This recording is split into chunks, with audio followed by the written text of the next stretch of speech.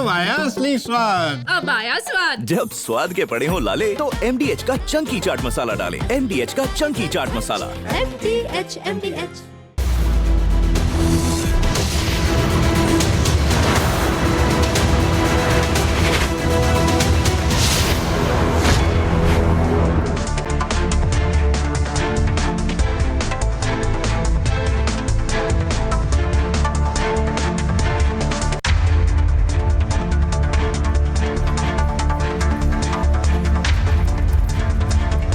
नमस्कार, मैं हूं सैयद सुहेल और आप देख रहे हैं आपका नंबर 1 शो ये भारत की बात है। उम्मीद करते हैं आप सभी पूरी तरह से फिट होंगे और बहुत बहुत सेहतमंद होंगे। और आइए शुरुआत करने जा रहे हैं आज की पहली बड़ी खबर के साथ। सभी को इंतजार है कि विमान हादसे का सच क्या था।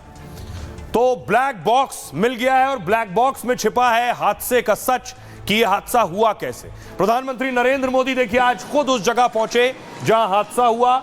यही वो हॉस्टल है, डॉक्टर्स हॉस्टल, जहां पर विमान आकर गिरा था। विमान का आप टेल देख रहे हैं, पीछे का हिस्सा। प्रधानमंत्री ठीक उसी जगह मौजूद हैं और अधिकारियों से बातचीत करते हुए।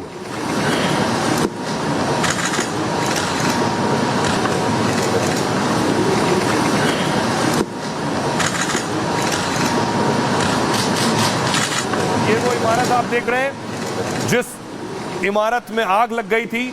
ये वो प्लेन देख रहे हैं जो प्लेन का हिस्सा अभी फंसा हुआ है।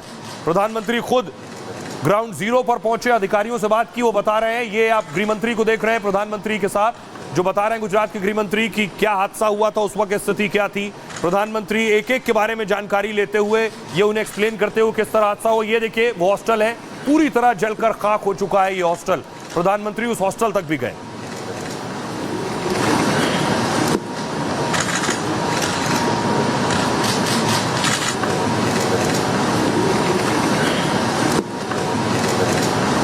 अब बड़ी चीज ये है कि विमान हादसे के बाद जो उससे जुड़ी हुई चीजें हैं वो मिल रही हैं। एक तस्वीर ये आप देख रहे हैं, विमान हादसे से जुड़ा है उपकरण मिले हैं। इसमें इस उपकरण में वो चीजें कैद होती हैं जो हादसे से पहले हुई हो। ये ऊपर से देखिए एक रेस्क्यू टीम का सदस्य दिखाता हुआ, क्योंकि विमान की जो पीछे का हिस्सा जो पूंछ थी, टेल, वो ऊपर हॉस्टल में फंसी थी और वहां पर बहुत से उपकरण होते हैं। उसमें से एक देखिए ये निकला है जिसे आप इस वक्त देख रहे हैं। दूसरी तस्वीर में आपको दिखाऊं ब्लैक बॉक्स जिसको शिद्दत से ढूंढा और तलाशा जा रहा था। ये वो ब्लैक बॉक्स है एयर इंडिया के बोइंग विमान का। ऊपर देखिए एयर इंडिया लिखा हुआ है। एयर इंडिया आपको नजर आ रहा लिखा हुआ, सफेद स्टिकर पर एयर इंडिया लिखा है। ये है ब्लैक बॉक्स।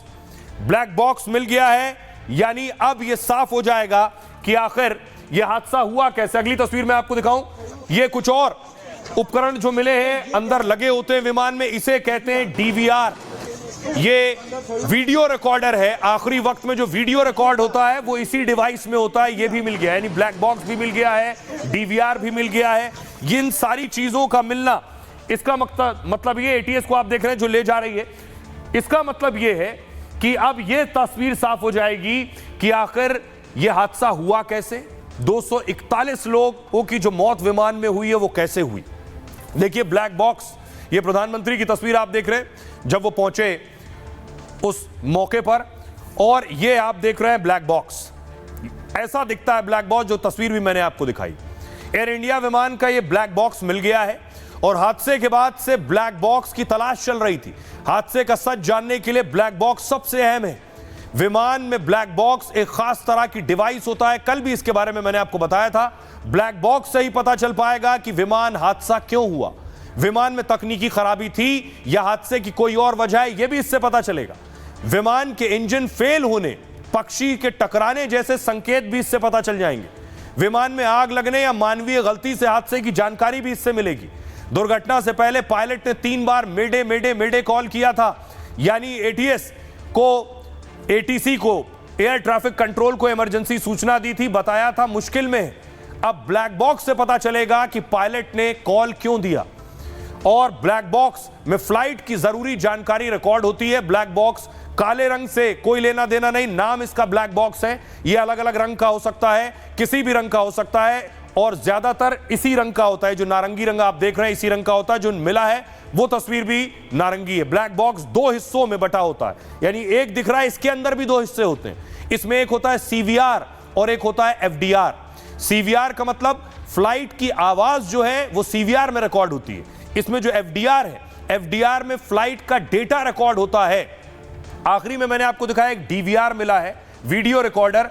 विमान का डीवीआर मिलना मतलब मलबे से डीवीआर बरामद कर लिया है एयर ट्रैफिक कंट्रोल ने। और डीवीआर एक डिजिटल वीडियो रिकॉर्डर होता है जिसमें विमान हादसे की वीडियो रिकॉर्डिंग मिलेगी। डीवीआर एयरक्राफ्ट में सिक्योरिटी के लिए लगाया जाता है और फ्लाइट में मौजूद सीसीटीवी कैमरे की फुटेज इसमें रिकॉर्ड होती है।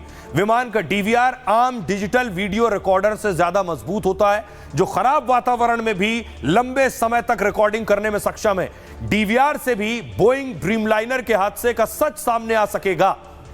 अब आपको बताता हूं, सुनिए जरा, डीवीआर मिला है, इससे क्या निकल कर आएगा और ब्लैक बॉक्स से क्या निकलेगा, एक्सपर्ट्स को सुनिए।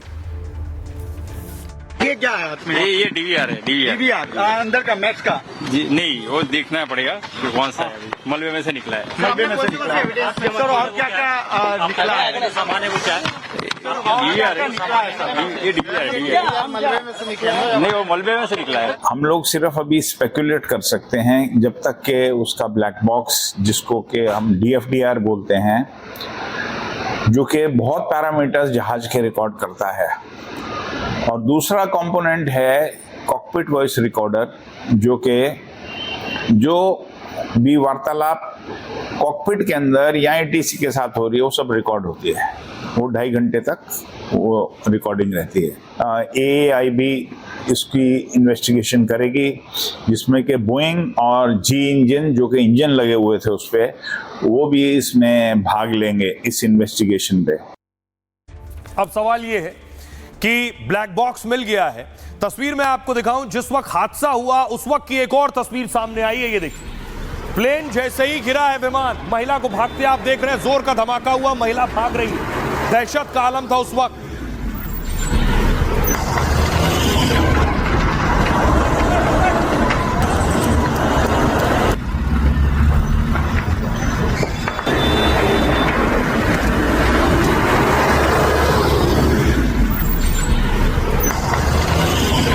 और आगे की जांच के लिए आज एनएसजी की एक टीम पहुंची, बाकायदा साक्ष्य जुटाने के लिए, फॉरेंसिक एविडेंस जुटाने के लिए। एनएसजी की टीम को आप देख रहे हैं काले कपड़ों में, नेशनल सिक्योरिटी गार्ड्स।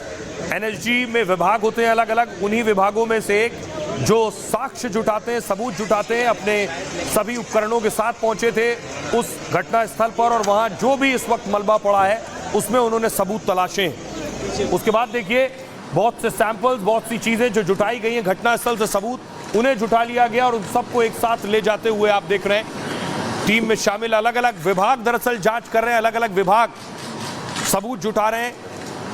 उसी में की एक तस्वीर आप देख रहे हैं। प्रधानमंत्री नरेंद्र मोदी खुद अहमदाबाद पहुंचे थे। प्रधानमंत्री ने वहां अधिकारियों के साथ बैठक की है कि हादसे के बाद कैसे एक्शन लिया जा रहा है, क्या तैयारियां की गई हैं, अस्पताल में क्या तैयारियां की गई हैं, तीमारदारों से कैसे बात की जा रही है, उन्हें पार्थिव शरीर सौंपे जाने, डीएनए सैंपलिंग पर कैसे सरकार काम कर रही है, सिक्योरिटी के लिहाज से क्या किया जा रहा है। ये सारी डिटेल्ड इंफॉर्मेशन प्रधानमंत्री नरेंद्र मोदी ने बातचीत में हासिल की है। खुद भूपेंद्र भाई पटेल बैठे हुए। अब बड़ी बात यह है कि हॉस्टल पर विमान गिरा, जांच हो रही है, अटकलें और कयास भी बहुत से। ब्लैक बॉक्स मिल गया है, सच ब्लैक बॉक्स से ही सामने आएगा। लेकिन ये विमान क्रैश कैसे हुआ, क्या वजह रही क्रैश होने की, एक्सपर्ट्स क्या कह रहे हैं, एक विमान क्यों क्रैश हो जाता है, अलग अलग वजह एक्सपर्ट्स की। कुछ अमेरिकन एक्सपर्ट्स भी इस पर खुलासा कर रहे हैं। क्या कर रहे हैं देखिए, ये आप देख रहे हैं विमान, जब विमान टेक ऑफ करता है यानी उड़ान भरता है तो विमान की ये पोजीशन होती है जो आप देख रहे हैं इस वक्त। दोनों पंख खुल गए हैं, नीचे आप ये उसके विंग्स देख रहे हैं। जो मैं आपको बताने जा रहा हूं, क्या विमान के विंग्स में कुछ था, एक्सपर्ट ऐसा कह रहे हैं। विमान टेक ऑफ के दौरान दुर्घटनाग्रस्त हुआ है। टेक ऑफ के बाद विमान महज कुछ 100 मीटर ही गया था। ऐसे में सवाल यह कि आखिर इस हादसे की वजह क्या है, और फिलहाल इस बारे में कहना मुश्किल है, लेकिन कयास बहुत से लग रहे हैं। पहली वजह है कॉन्फ़िगरेशन एरर। यह क्या होता है, आशंका है कि कॉन्फ़िगरेशन में गड़बड़ी हो गई हो, टेक ऑफ के दौरान हादसे की यही बड़ी वजह हो सकती है। अमेरिकी सेफ्टी ऑपरेटिंग सिस्टम के एक्सपर्ट ने यह आशंका जताई है। एक्सपर्ट जॉन एम कॉक्स ने फ्लाइट के उड़ान के वक्त विमान के पुर्जे ठीक से काम नहीं कर रहे थे, उनका यह दावा है। इस वजह से विमान टेक ऑफ करते ही क्रैश हो गया। उन्होंने आगे कहा इस बात की जांच होनी चाहिए कि हादसे के वक्त प्लेन के स्लैट्स और पंख जो थे क्या वो ठीक थे, टेक ऑफ के दौरान सही फ्लैप्स, थ्रस्ट और रोटेशन स्पीड बेहद जरूरी है। ये जो आप पंखे देख रहे हैं, विंग्स जो आप देख रहे हैं, पर, इस पर के नीचे आप जो देख रहे हैं हिस्सा, इस पर के नीचे ऐसे आप फ्लैप देख रहे हैं नीचे की तरफ, इसे फ्लैप्स कहते हैं। हादसे के वक्त प्लेन का अगला हिस्सा जो वो ऊपर की ओर उठता और उसके बाद फिर वो नीचे की ओर गिरता हुआ दिखाई दे रहा है, जिसका मतलब है टेक ऑफ के वक्त प्लेन उठ नहीं पा रहा था। दूसरी वजह, थर्स्ट में कमी। थर्स्ट क्या होता है? गर्मी के कारण इंजन की ताकत कम हो जाती है। ऐसे में टेक ऑफ जब विमान उड़ रहा है तो थर्स्ट सेट करना जरूरी होता है। पायलट ने गलती से कम थर्स्ट चुना होगा तो हादसा संभव हो सकता है। आम बोलचाल की भाषा में मैं आपको बताऊं, थर्स्ट जो होता है यह विमान को जोर लगाना कहते हैं, यानी इंजन का एक हिस्सा जो विमान को पुश करता है, धक्का देता है, जोर लगाता है आगे बढ़ने के लिए। तो थर्स्ट में अगर कमी है तो ये आगे नहीं बढ़ पाएगा। जैसे चढ़ाई पर चढ़ने के लिए हम कार में 1 नंबर गियर लगाते हैं और वो उठती है। तीसरी वजह, संभावित गलती, ये जो नीचे आप विंग्स देख रहे हैं, विंग्स के नीचे यू जो फ्लैप्स देख रहे हैं आप, जो आपकी तरफ है, फ्लैप्स कम लगाने पर विमान को ऊंचा उठाने में दिक्कत होती है। ज्यादा फ्लैप्स लगाने पर ड्रैग बढ़ता है, विमान ऊपर नहीं जाता है। और ऐसे में टेक ऑफ के दौरान सही फ्लैप्स लगाने जरूरी है। ये जो फ्लैप्स हैं यही हवा को काटते हैं और उसके बाद विमान ऊपर की तरफ उठता है। आशंका है कि ऐसी संभावित गलती भी हो सकती है। मानवीय भूल भी हादसे का एक पहलू हो सकता है। पायलट का कंसंट्रेशन बहुत मायने रखता है, उसका ध्यान। टेक ऑफ से पहले ठीक से अगर क्रॉस चेक नहीं किया गया हो, एक वजह हो सकती है। आशंका है कि पायलट का ध्यान इधर उधर भटक गया हो, यह भी हो सकता है। दोनों पायलट किसी अलर्ट मैसेज में उलझ गए हो, यानी जो एक्सपर्ट्स हैं वो अलग अलग तरह की बात कर रहे हैं, लेकिन ब्लैक बॉक्स असल सच सामने लाएगा। सुनिए जरा सुभाष गोयल क्या कह रहे हैं, एविएशन एक्सपर्ट। एक्चुअल कारण तो इन्वेस्टिगेशन के बाद ही पता लगेगा, क्योंकि डीजीसीए की इन्वेस्टिगेशन रिपोर्ट होगी। क्रैशेस के कई कारण होते हैं। एक तो पायलट एरर होता है। अब यहाँ पर कहने को ये आ रहा है कि पूरा रनवे नहीं यूज़ करा और उसका टेल विंड जो है वो टकरा गई, जिसके बाद उसने मेडे करा और टेक ऑफ के बाद ही उसको इमरजेंसी लैंडिंग करके, क्रैश लैंडिंग होगी, इमरजेंसी लैंडिंग तो नहीं हुई, इट वाज क्रैश लैंडिंग। तो एक तो पायलट एरर की वजह से होता है। अब क्या इसका कारण था वो तो एक्चुअल कई बार लैंडिंग गियर नहीं खुलता या बंद नहीं होता, तो उसकी वजह से पूरा टेक ऑफ नहीं कर सकता जहाज़। तो जो भी कारण हुआ होगा वो तो इन्वेस्टिगेशन के बाद पता लगेगा। पर जो कुछ हुआ बहुत ट्रैजिक हुआ और बहुत ही दुखद समाचार है। लेकिन इस दुखद हादसे में एक शख्स जो बचा, प्रधानमंत्री नरेंद्र मोदी उस जीवित शख्स से मिलने गए। तस्वीर आप देखिए, रमेश विश्वास से प्रधानमंत्री नरेंद्र मोदी मिले, अस्पताल गए। रमेश विश्वास वो शख्स जो इकलौते इस हादसे में बच गए, यानी सोचिए 242 में से 241 लोगों की मौत हो गई, लेकिन रमेश विश्वास उन लोगों में से सिर्फ एक थे।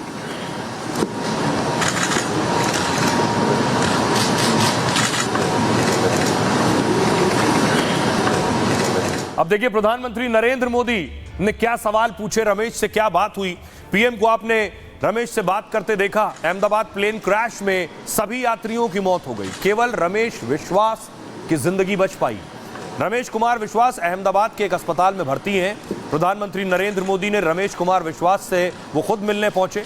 पीएम ने उनसे 10 मिनट तक बात की, हादसे के बारे में पूछा उनसे।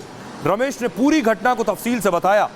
कहा, मैं जिंदा कैसे हूं पता नहीं, मुझे खुद विश्वास नहीं हो रहा है कि इतने बड़े हादसे में मैं कैसे जिंदा बाहर निकल आया। शायद दरवाजा टूटा और सीट समेत नीचे गिर गया, मुझे कुछ भी याद नहीं है। इस विमान में रमेश के साथ उनके भाई भी थे। रमेश विश्वास के भाई का कोई अता पता नहीं। रमेश विश्वास एयर इंडिया की सीट नंबर 11A पर बैठे थे और हादसे के बाद वो खुद मलबे से निकलकर अस्पताल पहुंचे। उन्होंने मीडिया से भी हादसे के बारे में विस्तार से बात की है। देखिए क्या कुछ कह रहे हैं वो अपने जवाब में। मैं आपको बताऊं कि रमेश विश्वास से सवाल हुआ कि आखिर हादसा कैसे हुआ। उन्होंने कहा, जब सब कुछ मेरे सामने हुआ, मुझे पता नहीं कैसे ये हुआ, मुझे विश्वास नहीं होता है कि मैं कैसे जिंदा बाहर निकला। थोड़े वक्त के लिए लगा था कि मैं मरने वाला हूं, मेरी आंख खुली तो लगा कि मैं जिंदा हूं। मैंने सोचा मैं यहां से निकल सकता हूं और मैं निकल गया। अगला सवाल उनसे हुआ, फ्लाइट के टेक ऑफ होते ही आखिर क्या हुआ था? तो रमेश ने कहा, विमान के टेक ऑफ होते ही 5-10 सेकंड के अंदर लगा कि सब रुक गया, स्टॉप हो गया। बाद में ग्रीन और व्हाइट लाइट ऑन हो गई। फिर जैसे ही स्पीड बढ़ाई उसी समय गिर गया विमान और धमाका हो गया। सवाल उनसे हुआ, जब फ्लाइट हॉस्टल पर गिरी तभी आप बाहर निकले थे? इस पर रमेश ने जवाब दिया, मेरी सीट प्लेन के जिस हिस्से में थी वो बिल्डिंग के निचले हिस्से से टकराया था और ऊपर के हिस्से में आग लग गई थी।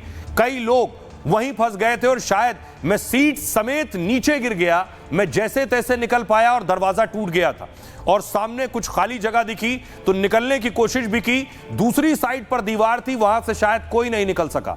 आंखों के सामने ही 2 एयर होस्टेस, एक अंकल, आंटी और सब कुछ जल रहा था। अब आपको बताऊं, देखिए जरा, रमेश जब इस हादसे से निकले तो उनकी जो पहली तस्वीर सामने आई, उससे पहले मैं आपको दिखाऊं, ये देखिए रमेश का टिकट है, रमेश का बोर्डिंग पास आप देख रहे हैं। रमेश की सीट नंबर क्या है? 11A लिखा हुआ आगे आप देख रहे हैं, ये है 11A इनकी सीट नंबर। ये 11A में बैठे थे। आपको बताऊं 11A का मतलब क्या है, दिखाइए जरा, अगली तस्वीर दिखाइए। ये आप देख रहे हैं, आपके पास आ गया है फ्लाइट का सीटिंग अरेंजमेंट। आगे आप देख रहे हैं बिजनेस क्लास, नीली कुर्सियां जो आपको नजर आ रही हैं, और पीछे जो लाल कुर्सियां आपको दिख रही हैं उसमें देखिए पहली रो, दूसरी रो, तीसरी रो में 11A है। रमेश कुमार विश्वास की सीट यहीं 11A पर थी। अब सोचिए कि 241 लोगों की मौत हो गई 242 में से। 11A सबसे कॉर्नर पर बैठा हुआ रमेश कैसे बच गया? जबकि आपको जानकर ताज्जुब होगा, रमेश जिस सीट पर बैठे उस सीट को अनलकी माना जाता है, यानी वो सीट अच्छी नहीं मानी जाती। अब आपको दिखाऊं मैं आपको 11A को अनलकी क्यों कहा जाता है। ये आप देख रहे हैं, ये है सीट 11A। ये फ्लाइट का गेट होता है, यहां से आप चढ़ते हैं, यहां से चढ़ने के बाद बिजनेस क्लास है, यहां से आप पीछे आएंगे तो ये यहां बाकी सीटिंग अरेंजमेंट है, और यहां देखिए यहां आकर 11A, ये 11 लिखा है, 11A सीट पर थे रमेश। ये आप आगे कॉकपिट का हिस्सा देख रहे हैं, पायलट यहां बैठता है। तो 11A जो सीट नंबर है इसे अनलकी माना जाता है, और कोई भी यात्री 11A नंबर की सीट पर बैठना ही नहीं चाहता है, इतना अनलकी है। बोइंग ड्रीमलाइन विमान में यह सीट खिड़की के पास, यह विंडो सीट होते हुए भी यहां विंडो होती नहीं है, और खिड़की के पास होते हुए भी बाहर इससे कुछ दिखता नहीं है। आपको बताऊं, क्योंकि खिड़की सामान्य खिड़की नहीं होती है, यहां जो खिड़की लगी होती है यह खिड़की छोटी और गोलाकार होती है। इसे एसी की प्रॉपर फंक्शनिंग को ध्यान में रखकर बनाया जाता है, इसलिए छोटी खिड़की है, दिख कुछ नहीं रहा है, क्योंकि 11A सीट से एसी का एक डक्ट निकलता है और जो खिड़की वाली जगह को ब्लॉक कर देता है। ऐसे में लोग इस खिड़की के पास बैठना ही नहीं चाहते हैं, लेकिन रमेश विश्वास के लिए यह सीट, सोचिए, लकी साबित हुई। यह सौभाग्य, सोचिए जिस सीट को अनलकी माना जाता था वो सीट लकी हो गई रमेश के लिए। 11A से रमेश निकले तो रमेश की पहली तस्वीर सामने आई, वो ये तस्वीर थी। रमेश को खुद यकीन नहीं हो रहा था कि ये चमत्कार हो गया, वो कैसे बच गए। क्या भैया बता, पैसे अंदर से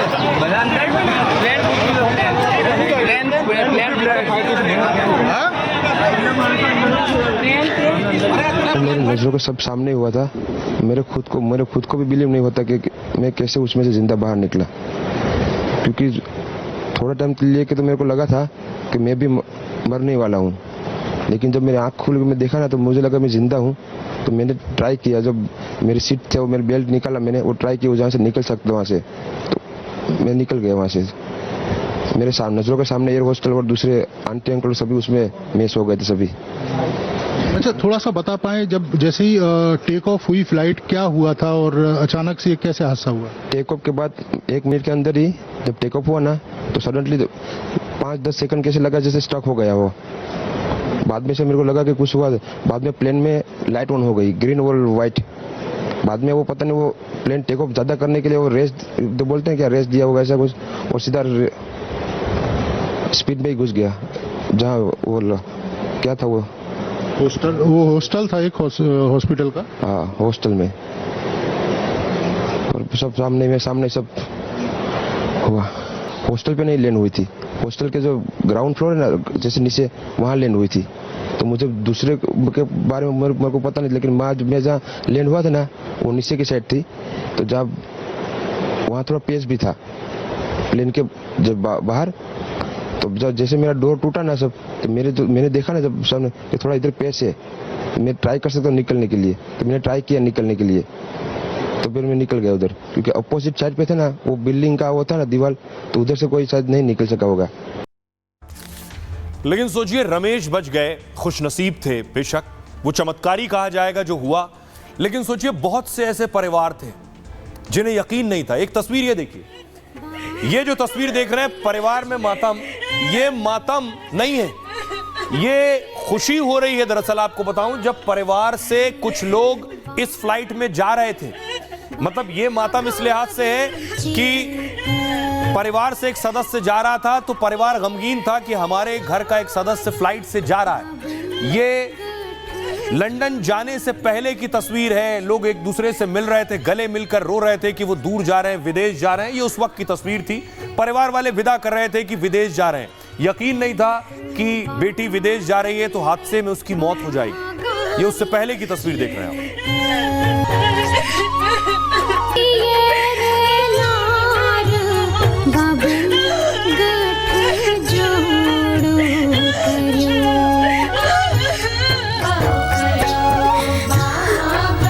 अब आपको फ्लाइट के अंदर लिए चलता हूं। फ्लाइट का आखिरी वीडियो जो सामने आया, ये वीडियो एक महिला बैठी है जिनके हाथ में मोबाइल है और मोबाइल से वो फ्लाइट के अंदर वीडियो बना रही हैं। उसके बाद संभव है उड़ान भरने से पहले ये वीडियो उन्होंने साझा किया परिवार के साथ, जब विमान टेक ऑफ करने वाला था उससे पहले शेयर किया, तब नेटवर्क रहा होगा। और ये देख रहे हैं आप, पीछे एयर होस्टेस नजर आ रही है, पूरा सीटिंग अरेंजमेंट आपको दिख रहा है, लोग बैठ चुके थे। टेक ऑफ से ठीक पहले की तस्वीर है जिसे शेयर किया परिवार वालों के साथ, और इसी विमान में हादसा हो गया। लेकिन इस विमान हादसे में जो परिवार खत्म हुए हैं वो बहुत दर्दनाक है। ये तस्वीर आप देख रहे हैं, हंसता खेलता परिवार, पति पत्नी और ये 3 बच्चे। ये पूरा परिवार सेटल होने जा रहा था लंदन में, और इस परिवार ने पूरी तैयारी की, फ्लाइट में बैठ गया। और देखिए फ्लाइट की तस्वीर देखिए, सोशल मीडिया पर यह वायरल है इस वक्त। परिवार जब फ्लाइट में बैठा, क्योंकि लंदन सेटल होने जा रहा था, उस वक्त यह सेल्फी ली गई है। पति पत्नी और 3 बच्चे बैठे हुए हैं, इस उम्मीद के साथ कि अब नई जगह नया आशियाना बसेगा। एक और तस्वीर आपको दिखाऊं, इसी प्लेन में मौजूद थे विजय रूपाणी साहब भी, और खुद प्रधानमंत्री नरेंद्र मोदी जब मुख्यमंत्री गुजरात के रहे, बाद में विजय रूपाणी साहब भी गुजरात के मुख्यमंत्री बने। पीएम मोदी खुद रूपाणी साहब के घर गए। आज अगली तस्वीर में आपको दिखाऊं, उनके परिवार से मिले विजय रूपाणी जी के, उनके परिवार को ढांढस बंधाया, उन्हें हौसला दिया। ये तस्वीर आप देख रहे हैं, पीएम मोदी अहमदाबाद में ही थे और रूपाणी जी के परिवार से मिले। उनके साथ आप देख रहे हैं भूपेंद्र भाई पटेल भी मौजूद हैं। आइए अब आपको बताऊं कुछ ऐसे ही परिवार जो बहुत उम्मीदों के साथ सवार हुए थे विमान में, लेकिन कभी वापस नहीं लौटेंगे। इस हादसे ने पीड़ित परिवारों को जो सदमा दिया है उसे शब्दों में बयां नहीं किया जा सकता। ये राजस्थान के बालोतरा की रहने वाली खुशबू है, जिस बेटी के माता पिता ने बड़े अरमान से शादी की, शादी के करीब 5 महीने बाद लंदन जाने के लिए विदा किया। वो बेटी हमेशा हमेशा के लिए दुनिया छोड़कर चली गई। परिवार से विदा लेकर, अपनों को अलविदा कहकर, भरे मन से माता पिता को छोड़कर फ्लाइट में सवार हुई थी खुशबू राजपुरोहित। लेकिन उसके सपनों का पहला सफर ही आखिरी सफर साबित हुआ। राजस्थान के बांसवाड़ा का रहने वाला ये पूरा परिवार, जिसमें 3 मासूम बच्चे भी शामिल हैं, अहमदाबाद से लंदन के लिए उड़ान भरी थी। इस हादसे में बांसवाड़ा के इस पूरे परिवार की मौत हो गई। प्रदीप जोशी और कोनी व्यास पेशे से डॉक्टर थे और दोनों फाइनली ब्रिटेन में बसने जा रहे थे। वहीं गुजरात के नाडियाड में भी प्लेन हादसे के बाद गम का माहौल है। खेड़ा के रहने वाले रूपल पटेल 15 साल से लंदन में रह रही थीं। कुछ दिन पहले ही अपने भाई के पास आई थीं। कई दिन रहने और इलाज करवाने के बाद वापस लंदन जा रही थीं, लेकिन एक हादसे में सब कुछ खत्म हो गया।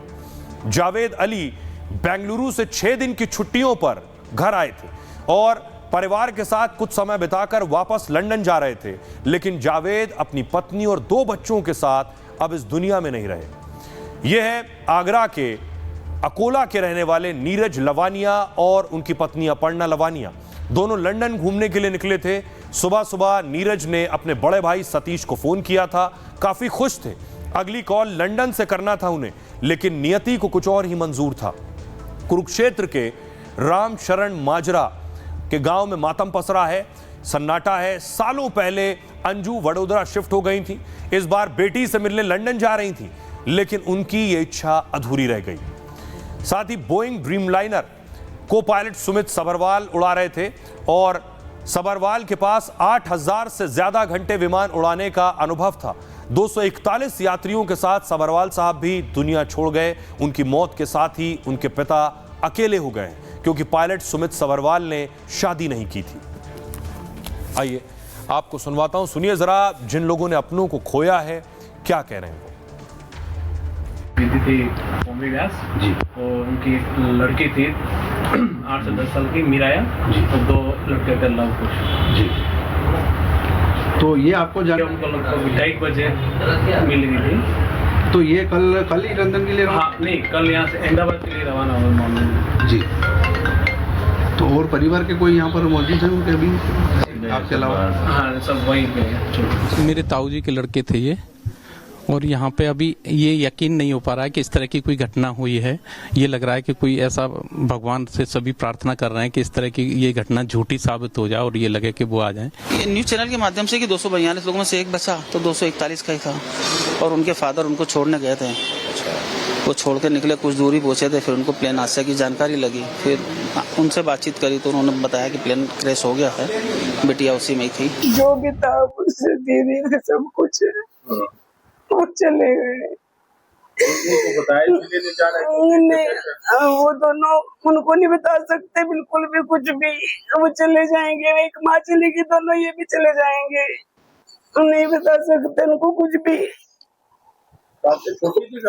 मेरी सबसे बड़ी दीदी है वो। नहीं जब 8 बहने हैं, 8 बहने हैं, वो सबसे बड़े वाले दीदी तो मेरे। कब से रहते थे वो तो शादी के बाद 30 साल हो गए उनको वहीं पे रहते हुए। इस विमान हादसे के बाद ढेरों सवाल उठ रहे हैं कि विमान में क्या खामी थी या नहीं थी।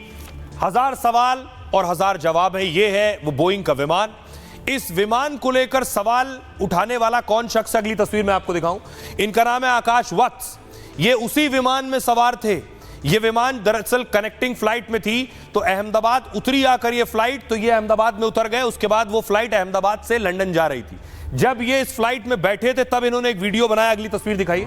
ये आकाश वत्स की तस्वीर है। वीडियो बना रहे हैं कि बोइंग में क्या क्या काम नहीं कर रहा है। आकाश वत्स बता रहे हैं एसी काम नहीं कर रहा है, लाइट काम नहीं कर रही, रिमोट काम नहीं कर रहा है। सुनिए जरा। Your TV screens, this AC is not working. Look at everyone. So many people they are using these magazines. AC is not working at all. As usual, your TV screens are also not working. Neither this button for calling the cabin crew. Nothing is working. Nothing. Not even the light is working. This light, it is also not working. And it's a Dreamliner 787. I'm sweating like hell. And we are here for the last 15 minutes. Nothing happening. Remote isn't working. Nothing is working. I don't know. कई बार flight take off होने से पहले परिस्थिति होती है, लेकिन आकाश जो कह रहे हैं वो भी अपने आप में गंभीर सवाल है। बोइंग को लेकर पहले भी सवाल उठते रहे। ये पहला मामला नहीं जब बोइंग क्रैश हुआ है। बोइंग की सुरक्षा को लेकर पहले भी सवाल हुए। अब तक बोइंग की 6000 छोटी बड़ी दुर्घटनाएं हो चुकी हैं। 9000 से ज्यादा लोग जान गंवा चुके, सैकड़ों घायल हुए। पिछले साल दक्षिण कोरिया में भी बोइंग विमान क्रैश हुआ। दक्षिण कोरिया के हादसे में 180 से ज्यादा की मौत हुई। एक दूसरी घटना में बोइंग का एक दरवाजा ही उड़ गया था। 2018-19 में भी बोइंग के विमान दुर्घटनाग्रस्त हो चुके हैं। इन दुर्घटनाओं में 189 और 157 लोगों की जानें चली गई थी। इन हादसों के बाद इस विमान का संचालन रोक दिया गया। बाद में इसे अपडेट किया गया तो बोइंग 737 और 800 के नाम से इसे शुरू किया गया। मतलब बोइंग 737 मैक्स बोइंग 737-800 के रूप में सामने आया। अहमदाबाद में जो विमान क्रैश हुआ वो बोइंग 787 ड्रीम लाइनर है। हालांकि इस विमान के क्रैश होने का अब तक कोई रिकॉर्ड नहीं है। इस विमान की सेफ्टी पर भी सवाल नहीं उठे। एक बार 3 महीने के लिए ड्रीम लाइनर पर पाबंदी लग चुकी है। एक बार जापान ने बोइंग ड्रीम लाइनर पर सवाल उठाए थे, तब विमान की लिथियम आयन बैटरी में कमी आ गई थी और बोइंग ड्रीम लाइनर के बॉडी जोड़ों में गैप की शिकायत भी रही है, यानी जहां से इसे जोड़ा जाता है उसमें गैप था, उसकी शिकायत आई। 2020 और 22 के दौरान कई बार मैन्युफैक्चरिंग डिफेक्ट मिला है। विमान के कार्बन फाइबर के हिस्से में भी गड़बड़ी पाई गई, जिसके बाद बोइंग ड्रीम लाइनर की डिलीवरी रोक देनी पड़ी। ड्रीम लाइनर 787 की बॉडी की गुणवत्ता पर भी सवाल उठ चुके हैं और 2024 में बोइंग में काम करने वाले एक कर्मचारी ने सवाल उठाए थे। कर्मचारी सैफ साले ने कहा था उड़ान के कुछ हिस्से टूट सकते हैं उड़ान के दौरान। बाद में सैम साले की रहस्यमयी तरीके से मौत हो गई। अब ये क्या महज इत्तेफाक था? एयर इंडिया के सीईओ को रिपब्लिक भारत ने उनसे सवाल किए, सुनिए जरा क्या कह रहे हैं। Still have contract with Turkish Technic? I don't think this is the appropriate time to talk about that. We're very focused on supporting the families and everyone affected by today's incident. We just wanted to know, is Air India accountable for this? Look, it's our aircraft, it's our crew. We need to make sure the investigation is well supported. अब आइए आपको बताऊं कि विमान take off कर रहा था। क्या टेक ऑफ के वक्त हादसे होते हैं? एयर इंडिया के सीईओ को आपने सुना। दुनिया में ऐसे बहुत से हादसे हुए हैं पहले। कुछ हादसों की तस्वीर मैं आपको दिखा रहा हूं, अलग अलग तरह के हादसे जो दुनिया में हुए, टेक ऑफ के दौरान हुए। ये हादसा है, ये लैंडिंग के दौरान हुए बहुत से हादसे। इस तरह के हादसों की तस्वीर आपने पहले देखी। टेक ऑफ के वक्त क्या अक्सर हादसे होते हैं, इस बारे में एक्सपर्ट्स क्या कहते हैं, ये मैं पहले आपको दिखाऊं कि टेक ऑफ से हादसे का क्या ताल्लुक है। दरअसल दुनिया में सबसे ज्यादा प्लेन क्रैश उड़ान भरते वक्त होते हैं। आंकड़े के मुताबिक 35% विमान हादसे उड़ते वक्त होते हैं, जैसे ही उड़ने वाले होते हैं टेक ऑफ के वक्त। टेक ऑफ यानी उड़ान भरते वक्त इंजन पर सबसे ज्यादा दबाव होता है, तब इंजन की पूरी क्षमता का इस्तेमाल हो रहा होता है क्योंकि विमान को उड़ना है, पूरी ताकत लगा रहा होता है उड़ने के लिए। और इसी वजह से अक्सर इंजन फेल और टायर जाम की घटनाएं होती हैं। विमान जमीन में करीब 200 किलोमीटर प्रति घंटे की रफ्तार से दौड़ रहा होता है। अगले कुछ सेकंड में विमान जमीन से हवा में उड़ने वाला होता है। तब विमान ऑटो मोड में नहीं होता है, पूरा कंट्रोल पायलट पर होता है। उसे सिर्फ प्लेन नहीं उड़ाना है, हर सेकंड सिस्टम के हिसाब से फैसला करना है। उसे टेक ऑफ के दौरान मौसम, रनवे, फ्यूल का ध्यान रखना है। रनवे पर निर्धारित रफ्तार V1 पहुंचने से पहले उसे फैसला लेना है। आमतौर पर V1 यानी रनवे पर अंतिम रफ्तार 250 से 300 किलोमीटर प्रति घंटे की होती है और इसी रफ्तार से पहले उड़ान भरने या उड़ान रोकने का फैसला होता है। और यह फैसला पायलट के अनुभव, ट्रेनिंग और सूझबूझ पर तय करता है। इंजन फेल होने, पक्षी से टकराने या खतरे के अलार्म पर फैसला लेता है, यानी कुछ सेकंड में पायलट टेक ऑफ का आखिरी फैसला लेता है। अगर रनवे पर स्पीड 250 किलोमीटर पार हुई तो विमान उड़ाना पड़ता है, क्योंकि वो रोकने की कोशिश करेगा तो भी विमान रनवे को पार कर जाएगा और हादसा होगा, क्योंकि रोकने की कोशिश में यह हादसा हो सकता है। इसी तरह हम बात एयर इंडिया के विमान की कर रहे हैं। आज एक खबर आई कि थाईलैंड में एयर इंडिया का विमान था, उड़ान भरने वाला था। उससे पहले खबर यह आई, तस्वीर दिखाई जरा, ये आप देख रहे हैं एयर इंडिया का विमान था, उसमें बम की खबर आई। ये फाइल विजुअल मैं आपको दिखा रहा हूं और फौरन उसकी इमरजेंसी लैंडिंग कराई गई। एक चीज ये, अब सवाल ये है कि ये जो प्लेन की सवारी है या सफर है, लोगों में इस हादसे के बाद बहुत डर दहशत है। क्या ये सेफ है पूरी तरह से? क्या सुरक्षित है? हवाई यात्रा सबसे सुरक्षित वैसे मानी जाती है, दूसरे साधनों के मुकाबले सबसे तेज होती है, ट्रांसपोर्ट के सभी साधनों में सबसे सुरक्षित भी। ऑस्ट्रेलिया में एविएशन स्कूल के प्रोफेसर के मुताबिक कार चलाने की तुलना में हवाई यात्रा में मृत्यु दर बेहद कम है। एक्सपर्ट के मुताबिक इसमें मृत्यु की संभावना 137 लाख में 1 होती है। यह इमरजेंसी के टाइप और स्थिति पर निर्भर करता है। इमरजेंसी में विमान का अगला हिस्सा बेहद सुरक्षित होता है और हादसे के वक्त विमानों का अगला हिस्सा ज्यादा प्रभावित होता है। आमतौर पर विमान के पीछे और बीच की सीट सुरक्षित होती है। बीच की सीटें क्रैश के दौरान थोड़ी अधिक सुरक्षा प्रदान करती हैं और जो विंग यानी पंख के पास की सीट इमरजेंसी एग्जिट के करीब होती है, इससे यात्रियों के बचने की संभावना बढ़ जाती है। सुनिए जरा, हादसा हो गया, हादसे पर सियासत भी हो रही है, सियासतदान दुखी भी हैं और संवेदनाएं भी प्रकट कर रहे हैं। सुनिए। जो मतलब विमान इतने लंबा जा रहा था तो उस विमान का टेक ऑफ के बाद कुछ मिनटों में ही उसका विमान गिर जाना, उसको विमान क्रैश होना, ये बहुत बड़ी दर्द भरी घटना है। जहाज का अचानक इस तरह गिरना, वो भी टेक ऑफ के 1 मिनट के अंदर अंदर, और उम्मीद करेंगे कि जल्द से जल्द इस हादसे के पीछे वजूहात जो हैं उनका पता चले और दोबारा इस तरह का हादसा ना हो, वही हम उम्मीद कर सकते हैं। Safest mode of transport air travel है। ये एक बार नहीं, कई बार डेटाज में ही पता चला है। हिंदुस्तान में आज से नहीं, अगर सबसे कम दुर्घटनाएं हुई हैं तो विमान दुर्घटनाएं हुई हैं, लेकिन तब भी ये अफसोसजनक है, चिंताजनक है। जांच की जाएगी। ये बहुत ही ऐसी दुखद घटना है, ऐसे भयानक ये एक्सीडेंट है, ये क्रैश, और इतने लोग मारे गए। आज हम क्या कह सकते हैं। वो जो यंग स्टूडेंट्स थे जो मेडिकल कॉलेज के हॉस्टल में रहते थे, उनकी जो इस क्रैश के इम्पैक्ट के कारण उनका जो डेथ हुआ है, और जितने लोग आज घायल हैं अस्पतालों में, उन सब के साथ हमारी एकजुटता, हमारी संवेदना और उनके दुख में हम लोग सब शामिल हैं। और आइए खबरों में आगे बढ़ते हैं। विमान हादसे के बाद आपको लिए चलते हैं एक जंग के मैदान में। एक नया जंग का मैदान खुल गया है ईरान और इजराइल के बीच। ईरान इजराइल में फिर टकराव शुरू हो गया है। तस्वीर में आपको दिखाऊं, ये है इजरायली फाइटर। इजराइल ने वीडियो जारी किए। इजराइल ने ईरान पर आज हमला किया 200 फाइटर से। जी हां, 200 फाइटर विमानों से इजराइल ने ईरान पर अटैक कर दिया।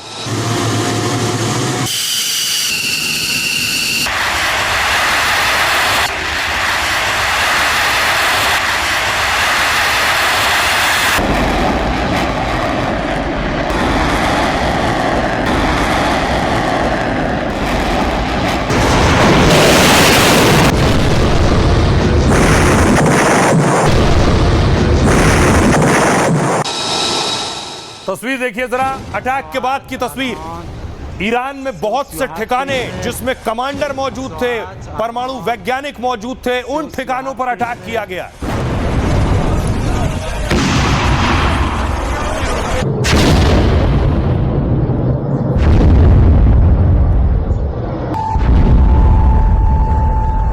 نزدیک پادگان قلم‌آوریه.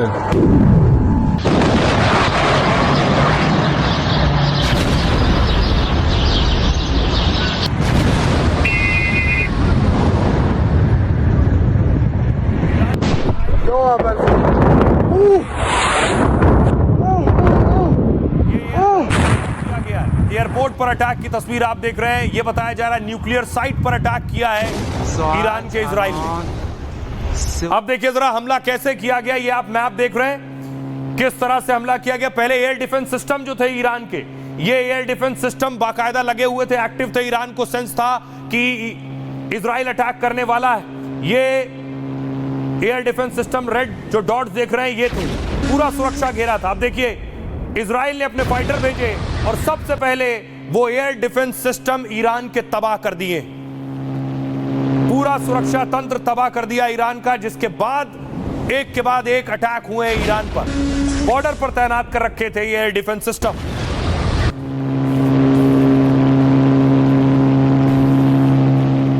उसके बाद देखिए ईरान में हालात क्या थे।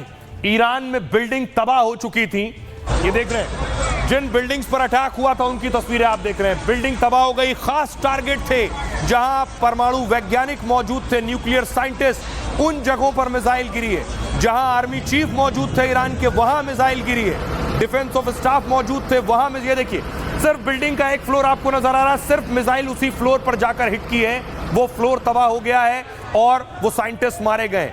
जिन जगहों को चिन्हित किया था, जहां इनपुट थे, ठीक सटीक निशाना मिसाइल ने वहीं लगाया है, उसी फ्लोर पर लगाया है, उसी विंडो में, उसी दीवार को फाड़कर मिसाइल घुसी है।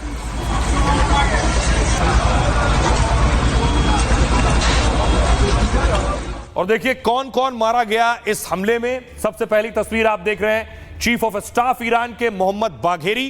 दूसरी तस्वीर हुसैन सलामी, जो IRGC कमांडर इन चीफ है, जिन्हें आप आर्मी चीफ कहते हैं, वो बीच में जो खड़े हैं उनकी तस्वीरें, उन्हें मारा है इजराइल ने हमले में। और तीसरी तस्वीर आप देख रहे हैं, ईरान के air and aerospace force commander अमीर अली, इन 3 बड़े कमांडर्स को मारा है इजराइल ने। अगली तस्वीर देखिए, 2 परमाणु वैज्ञानिक भी शामिल थे जो परमाणु बम ईरान का तैयार कर रहे थे, उसमें डॉक्टर मोहम्मद तेहरानची परमाणु वैज्ञानिक। दूसरी तस्वीर आप देख रहे हैं, फरेदून अब्बासी, ये भी ईरान के परमाणु वैज्ञानिक हैं। किन जगहों पर अटैक किया ईरान के, कैसे स्पेसिफिक खास तरह के इनपुट्स मिले, जानकारी मिली, मुसाद को लगाया था जो इजराइल की खुफिया एजेंसी है, मुसाद ने जानकारी पहुंचाई कहां कहां ठिकाने हैं जहां अटैक किया जा सकता है। देखिए, इजरायली अटैक हुआ ईरान के तबरीज में, अराक में, तेहरान में, नतांज में और इस्फहान में, केरमन शाह में। इजराइल का ईरान पर 200 फाइटर जेट से हमला हुआ। ईरान के 6 सैन्य ठिकानों को निशाना बनाया गया। ईरान के 4 परमाणु ठिकानों पर हमले हुए और हमले में ईरान के 20 कमांडर मारे गए। हमले से ईरान के परमाणु कार्यक्रम को बड़ा झटका लगा है। अब मैं आपको तस्वीर दिखाऊं कि कैसे न्यूक्लियर अटैक हुआ और न्यूक्लियर ठिकानों पर अटैक हुआ है। यह तस्वीर देखिए जरा, यह भी इजराइल ने जारी की है, कैसे 1500 किलोमीटर दूर जहां न्यूक्लियर मौजूद थे, ईरान के न्यूक्लियर, देखिए ईरान का नक्शा, और उसके बाद उन्हें ट्रेस किया गया कहां न्यूक्लियर मौजूद है, न्यूक्लियर ठिकाने, मिसाइल ठिकाने कहां कहां हैं, ये सब कुछ स्कैन कर रहा है इजराइल। और उसके बाद देखिए ये दावा है कि यहां सारे न्यूक्लियर रख रखे थे ईरान ने। इन जगहों पर ही हमला हुआ है इजराइल की तरफ से।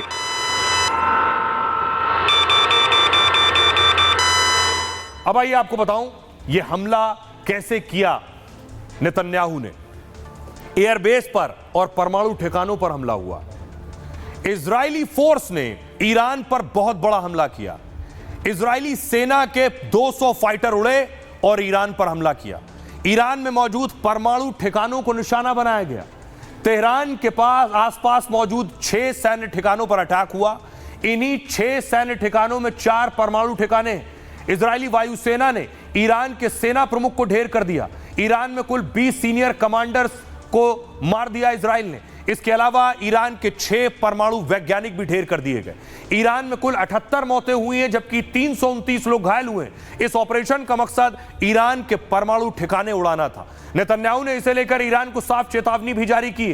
कहा ईरान पर हमला सिर्फ ऑपरेशन की शुरुआत है, यह तब तक जारी रहेगा जब तक इजराइल सुरक्षित नहीं हो जाता, यानी परमाणु ठिकाने पूरी तरह खत्म होने तक ऑपरेशन जारी रहेगा। हमले को ऑपरेशन राइजिंग लॉयन नाम दिया गया है और इसका शाब्दिक अर्थ है शेर की तरह उठने वाला।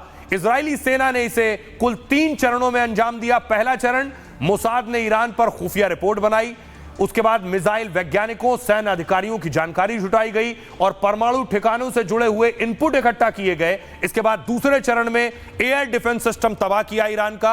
अटैक से पहले ईरान का सुरक्षा प्रणाली नाकाम कर दी। तीसरे चरण में इजरायली एयरफोर्स ने अटैक किया और बड़े ठिकानों पर हमला किया। सुनिए इस हमले के बाद बेंजामिन नेतन्याहू, इजरायली प्रधानमंत्री, क्या कह रहे हैं। Moments ago, Israel launched Operation Rising Lion. कुछ ही समय पहले इजराइल ने ऑपरेशन राइजिंग लायन शुरू किया है, जो इजराइल के अस्तित्व के लिए ईरानी खतरे को खत्म करने के लिए एक लक्षित सैन्य अभियान है। जब तक ये खतरा खत्म नहीं हो जाता है तब तक ऑपरेशन जारी रहेगा। अब सोचिए, जैसे ही मिसाइल दाग रहा था इजराइल ईरान पर 200 फाइटर से, पूरी दुनिया में हड़कंप मच गया है। और उस वक्त सोचिए आसपास जितनी फ्लाइट टेक ऑफ कर चुकी थी, उड़ान भर रही थी, वो सब वापस आई। पूरी दुनिया में हल्ला और हंगामा शुरू हो गया था कि इजराइल ने ईरान पर हमला कर दिया। और इस हमले में दरअसल कई फ्लाइट्स वापस मंगानी पड़ी, कई फ्लाइट्स डाइवर्ट हुई हैं। ये मैं आपको दिखा रहा हूं, ये मैप के जरिए जरा देखिए। भारत से एयर इंडिया की फ्लाइट उड़ रही थी, जैसे ही ईरान पर देखिए धमाके हो रहे थे, फ्लाइट वापस आनी शुरू हो गई। इजराइल के हमले के बाद एयर स्पेस फौरन बंद किया गया। एयर इंडिया समेत दूसरे एयरलाइंस ने फ्लाइट डाइवर्ट की। इजराइल ईरान के साथ इराक और जॉर्डन का एयर स्पेस बंद रहा। एयर इंडिया को कुछ फ्लाइटों को रद्द भी करना पड़ा। अमेरिका, ब्रिटेन, कनाडा जाने वाली फ्लाइट पर असर दिखा।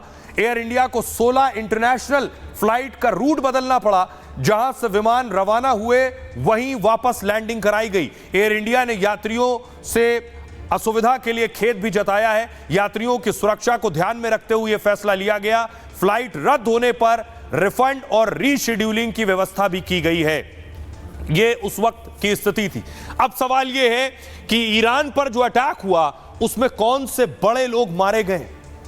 ये 5 चेहरे आप देख रहे हैं, कमांडर भी हैं और परमाणु वैज्ञानिक भी हैं। इनके बारे में मैं आपको बताऊं, ये ईरान के लिए बहुत खास थे क्योंकि ईरान अभी परमाणु बम बनाने की स्थिति में आ रहा था। उससे ठीक पहले देखिए, पहला चेहरा जो आप देख रहे हैं यह है हुसैन सलामी, IRGC के commander in chief.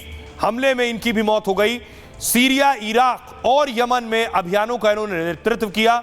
Israel, America के खिलाफ आक्रामक बयानबाजी की और मोहम्मद पाकपुर को नया चीफ बना दिया गया है। अगली तस्वीर आप देख रहे हैं, ईरान के chief of staff Mohammad Bagheri भी मारे गए। IRGC और ईरान सेना की देखभाल ये करते थे। ईरान की खुफिया और सैन्य रणनीति को मजबूत किया इन्होंने। 2025 में सऊदी अरब के साथ कूटनीतिक वार्ता में शामिल थे। अगला नाम है फरेदून अब्बासी, ईरान के परमाणु कार्यक्रम के वास्तुकार थे। 2010 में एक बम हमले में बाल बाल बच गए थे, लेकिन इस बार उनकी जान चली गई है। अब्बासी ईरान के परमाणु ऊर्जा संगठन के पूर्व प्रमुख थे। अगला नाम मोहम्मद मेहदी तहराची, भौतिकी में PhD की थी इन्होंने, फिजिक्स में। परमाणु अनुसंधान को शिक्षा से जोड़ने में अहम भूमिका निभाई। ईरान के परमाणु कार्यक्रम को तकनीकी रूप में इन्होंने ही मजबूत किया था। परमाणु रिएक्टर्स में के थर्मल डिजाइन में भी इनको बहुत रुचि थी।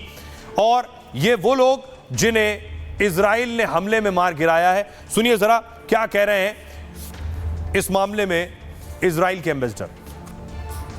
The existence of Israel because the leaders of Iran have not only हमने ये हमला इसलिए किया क्योंकि ईरान परमाणु हथियार का निर्माण कर रहा था। वे लोग इस संबंध में अमेरिका से बात कर रहे थे, लेकिन वह इसका खुलासा नहीं कर रहे थे। हमने अपने ठोस खुफिया इनपुट और IAEA की रिपोर्ट के आधार पर उन पर हमला किया। अब देखिए, इजराइल ने ईरान पर हमला किया तो ईरान अब बदले की आग में जल रहा है कि उसे बदला लेना है। ये तस्वीर आप देख रहे हैं, आज ईरान में प्रोटेस्ट हुआ, इजराइल के खिलाफ ये प्रदर्शन हुआ, लोग सड़कों पर निकले।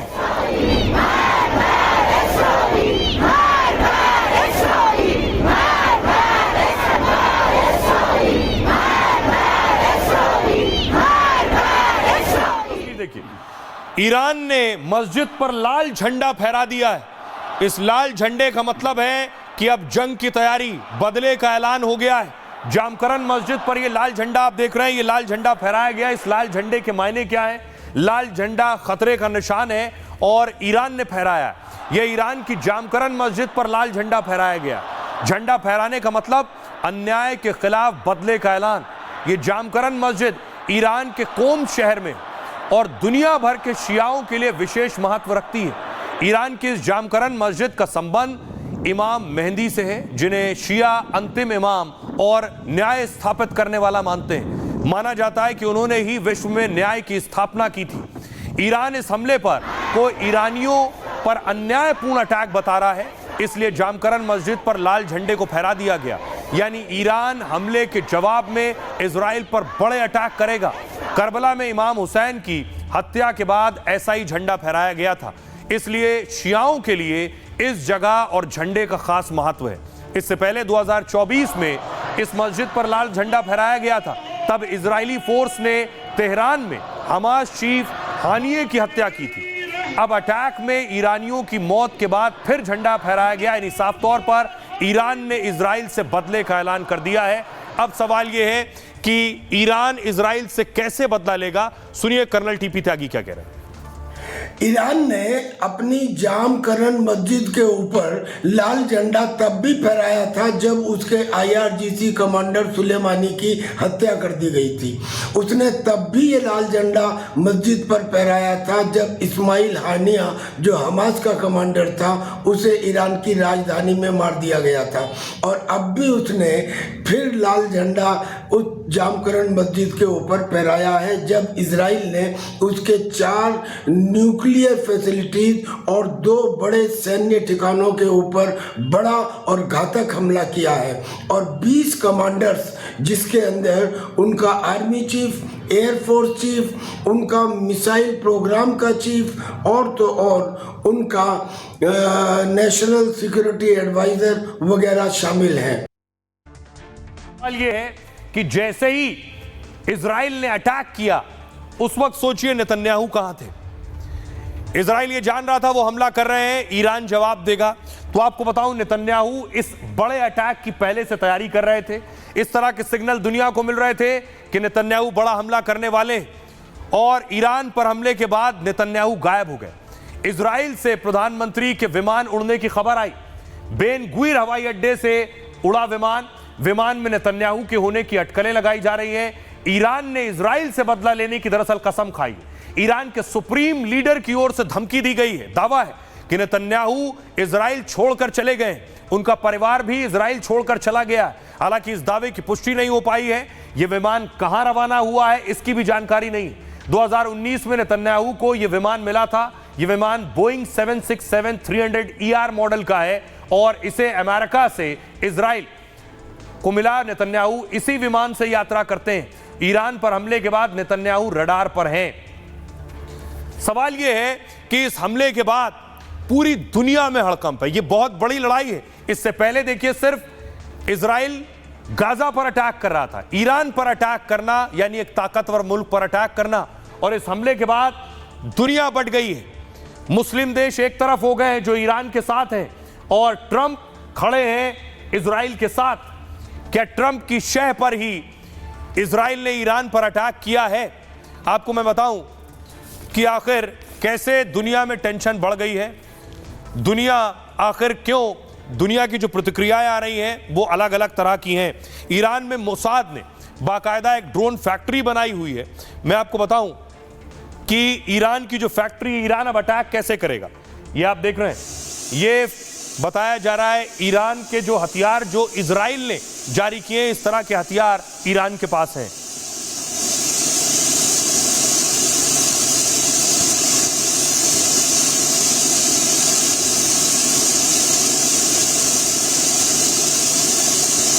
आपको बताऊं कि आखिर कैसे इजराइल ने अटैक किया, कैसे तैयारी की इजराइल ने, कैसे प्लानिंग की। अगली तस्वीर देखिए जरा। मोसाद के लोग शामिल थे, ये आप देख रहे हैं। ये मोसाद यानी इजराइल का खुफिया विंग जो ईरान में उनके डिफेंस सिस्टम पर अटैक कर रहा था और उन्हें तबाह कर रहा था। मोसाद की ड्रोन फैक्ट्री के बारे में मैं आपको बताऊं कि ड्रोन फैक्ट्री आखिर कैसे काम करती है और इसने कैसे ईरान पर अटैक किया। दरअसल इजरायली खुफिया एजेंसी मोसाद ने इसकी प्लानिंग की। इजराइल ने ईरान में एक ड्रोन बेस बनाया, गुप्त रूप से इजराइल ने यहां हथियार पहुंचाए। मोसाद ने इसमें इजरायली सेना की मदद ली। मोसाद के एजेंट्स ने तेहरान में रहते हुए यह प्लान बनाया है। ड्रोन बेस में रातों रात ड्रोन को तैयार किया गया और ईरान के मिसाइल लॉन्चर्स को निशाना बनाकर हमला हुआ। हथियारों से भरी गाड़ियां भी चोरी छिपे ईरान लाई गईं। इन हथियारों ने ईरान के एयर डिफेंस सिस्टम को तबाह कर दिया। इससे इजरायली फाइटर जेट को ईरान में हमला करने का मौका मिल गया। आसमान में बिना रोक टोक इजरायली फाइटर्स ने तबाही मचाई। अब आपको सुनवाऊं, सुनिए जरा इजराइल डिफेंस फोर्स इस हमले के बाद क्या कह रही है। For years, the Iranian regime has called for the destruction of the state of Israel. दर्जनों आईएएफ जेट विमानों ने पहला चरण पूरा किया, जिसमें ईरान के विभिन्न क्षेत्रों में परमाणु लक्ष्यों सहित दर्जनों सैन्य लक्ष्यों पर हमले शामिल थे। ईरानी शासन के हाथों में सामूहिक विनाश के हथियार इजरायल राज्य और व्यापक दुनिया के लिए एक अस्तित्वगत खतरा है।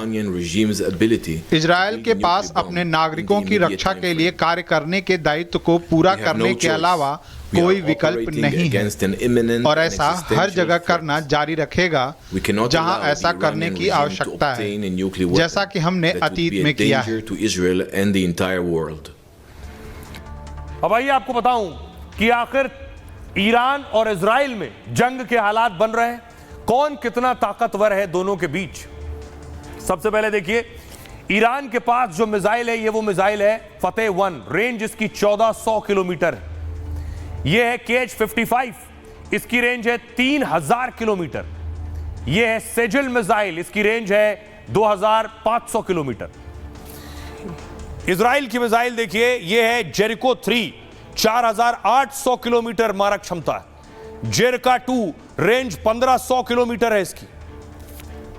ये ड्रोन देखिए जरा, इसके पास है कमान 22, रेंज इसकी 3000 किलोमीटर, 24 घंटे तक उड़ सकता है ये ड्रोन। ये अगला ड्रोन है, इसका नाम है मुहाजिर 10, रेंज इसकी 2000 किलोमीटर, 24 घंटे तक उड़ान भर सकता है। यह है शाहेद 129, रेंज है 2000 किलोमीटर, 24 घंटे तक उड़ सकता है। इजरायली ड्रोन देखिए, यह हेरोन, रेंज 1000 किलोमीटर, 3 घंटे तक उड़ सकता है, 30 घंटे तक। और ये हरमस 900, रेंज 1000 किलोमीटर, 36 घंटे उड़ान भर सकता है। हरमस 450, रेंज है 300 किलोमीटर, 35 घंटे तक उड़ सकता है। ये डिफेंस सिस्टम देखिए, S-300 है जो रूस ने दिया है, वो लगभग 200 किलोमीटर तक मारक क्षमता है। S-300 30 किलोमीटर तक काम भी करता है और लगभग 300 किलोमीटर। बाबर 373, 300 किलोमीटर तक खतरा नाकाम करता है। इसे S-300 जैसा ही माना जाता है, 120 किलोमीटर ऊंचाई तक काम करता है ये। अगली तरफ देखिए, एयर डिफेंस सिस्टम जो इजराइल के पास है, एरो 3, 2400 किलोमीटर तक खतरा नाकाम करता है और 100 किलोमीटर ऊंचाई तक काम करता है। यह है डेविड स्लिंग, 300 किलोमीटर तक खतरा नाकाम करता है और 15 किलोमीटर ऊंचाई तक काम करता है। आयरन डोम भी है, 70 किलोमीटर दूरी तक खतरा नाकाम करता है, 10 किलोमीटर ऊंचाई तक काम करता है। ये है दोनों की ताकत। आइए अब आपको बताता हूं, सुनिए जरा डिफेंस एक्सपर्ट क्या कह रहे हैं दोनों की ताकत के मामले में। जिस प्रकार से इजराइल ने ईरान के ऊपर घातक हमले किए हैं, सटीक हमले किए हैं, देखा जाए तो अब ये सवाल उठ रहा है कि ईरान अब क्या करेगा। ईरान के पास कई ऑप्शन है। ईरान मिसाइल के द्वारा हमला कर सकता है, ईरान ड्रोन्स के द्वारा हमला कर सकता है, ईरान अपने प्रॉक्सीज जैसे हमास, हिजबुल्लाह, हुथी, इनके द्वारा हमला कर सकता है। पर इजराइल ने इन सब की तैयारी पहले से कर ली है। इजराइल ने अपना आयरन डोम को पूरी तरह तैयार कर दिया। Arrow defence system, patriot defence system, अलग अलग किस्म के एयर डिफेंस सिस्टम पूरी तरह से तैयार है। साथ ही साथ और आइए अब बात करते हैं आज के सूत्र की। काम के घंटे ज्यादा अहम नहीं है, अहम यह है कि आप कितनी लगन और समर्पण से काम करते हैं। यह सूत्र दिया था मशहूर इंजीनियर ई श्रीधरन ने। 12 जून 1930 को केरल में जन्मे श्रीधरन की पहचान मेट्रोमैन के रूप में है। श्रीधरन कभी दफ्तर में 8 घंटे से ज्यादा काम नहीं करते थे, लेकिन ईमानदारी, समय की पाबंदी और बेहतरीन इंजीनियरिंग से मिसाल कायम की। एक साधारण परिवार में जन्मे श्रीधरन साहब ने किसी IIT जैसे इंस्टीट्यूट से पढ़ाई नहीं की, न विदेश से कोई डिग्री हासिल की। बचपन में वो केरल के सरकारी स्कूल में पढ़े और फिर आंध्र प्रदेश के एक सरकारी कॉलेज से इंजीनियरिंग की। लेकिन उनकी सोच बहुत दूरदर्शी थी। वो नए नए प्रयोग में माहिर थे। जब वो सिर्फ 30 साल के थे, तब 3 महीने में उन्हें समंदर में पंबन पुल बनाने का काम मिला। श्रीधरन साहब ने काम सिर्फ 46 दिन में पूरा कर दिया, जिसका काम का वक्त था 3 महीने। कोंकण के पहाड़ी और खाई वाले इलाके में जब रेल लाइन बनाना नामुमकिन लग रहा था, तब श्रीधरन साहब ने प्रोजेक्ट अपने हाथों में लिया और 7 साल में कोंकण में रेल लाइन बिछाकर दिखा दिया।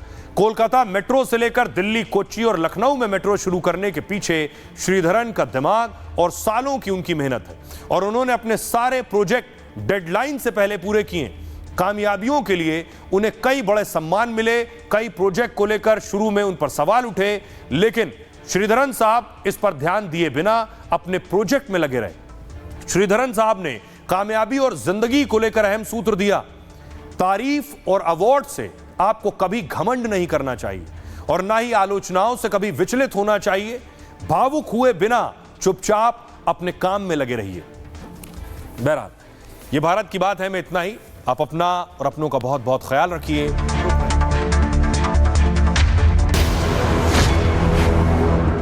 MDH की हल्दी मिर्ची धनिया करे कमाल। ये रंग दे, ये खुशबू दे, ये तीखा, ये कम पड़े। क्या निराला MDH मसाला।